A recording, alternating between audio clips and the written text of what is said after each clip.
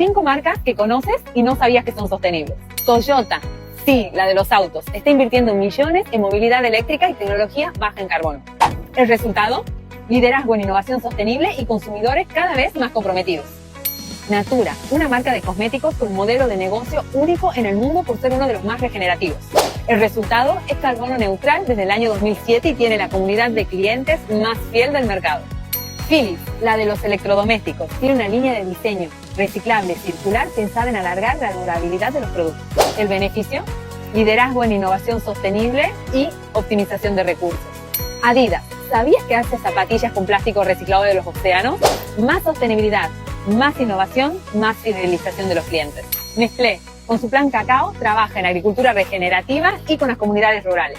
El resultado, reducir sus emisiones a gran escala. La sostenibilidad no es un lujo, es una decisión estratégica y estas empresas lo saben.